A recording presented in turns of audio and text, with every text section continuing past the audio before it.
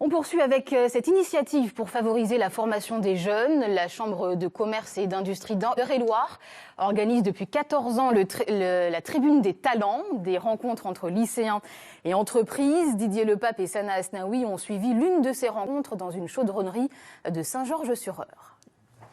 Le président de Knoll a repris cette PME et ses 8 chaudronniers il y a 5 ans. Il a à cœur de dédramatiser le monde de l'entreprise auprès des lycéens. C'est peut-être pas dans leur métier futur, mais ça leur permet de voir un petit peu une organisation, voir ce que c'est le monde de l'entreprise. La visite commence au poste de soudure. Vous soudez les pièces les unes avec les autres avec un apport de métal. Les jeunes appréhendent vite les réalités. Ça nous permet d'apprendre comment ça se passe dans les entreprises parce que sinon on ne pourrait pas voir la réalité de ce qui se passe vraiment. C'est pas de tout repos, on va dire. Le métier il est quand même dur, il y a beaucoup de soudure, c'est mauvais pour les yeux et ça se voit que c'est quand même un métier physique malgré le fait qu'il soit accompagné de beaucoup de machines. Ces jeunes se présenteront bientôt sur le marché du travail. Il faudra montrer leur détermination. C'est très bien qu'un jeune n'a pas forcément un CV de 10 mètres de long à présenter. Donc c'est vraiment sa volonté, sa motivation à entrer dans le monde du travail et à travailler tout court qui vont faire la différence. Thomas a été embauché en sortant de l'école. Il se souvient de ses premières sensations. Sensation de difficulté, ou avoir beaucoup de boulot, beaucoup de travail sur soi-même quand même. Et petit à petit on apprend sur le tas, puis bon, au bout de quelques temps ça va bien, ça se passe bien. L'entreprise est en pleine croissance et à l'étroit dans ses murs.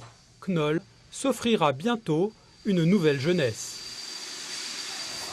Et pour aller plus loin sur le sujet, Faïza Garel nous a rejoint. Bonsoir Faïza. Alors quel est l'intérêt de ce type d'initiative ?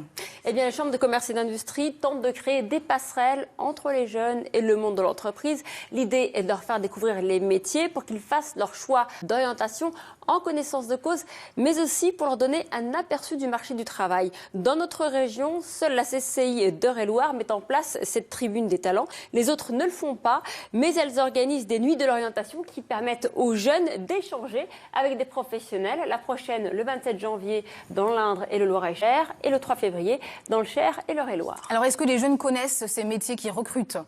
Eh bien, pas forcément. On sait que certains secteurs de l'industrie peinent à recruter des jeunes formés à leur métier. C'est vrai pour la chaudronnerie, mais aussi l'aéronautique, une filière qui compte 320 entreprises dans notre région Centre-Val de Loire. Et par exemple, ces entreprises cherchaient à recruter 500 personnes fin 2016. Le problème, c'est que ces filières professionnelles qui mènent à ces métiers sont rarement valorisées. Et puis, à côté de ça, il y a des métiers dans différents secteurs qui ont aussi du mal à recruter. Le site internet de recherche d'emploi JobInTree les classe chaque trimestre dans un palmarès. On trouve dans le dernier palmarès les kinés en tête avec 5 candidatures reçues seulement pour une annonce d'emploi. Ergothérapeute, 8 candidatures reçues pour une annonce. Moniteur d'auto-école, 9 et enfin orthophoniste, 13. Alors que les autres métiers sont à 20 candidatures et au-delà reçues pour une annonce publiée. Merci beaucoup Faïza pour cet éclairage. Cette question à présent qui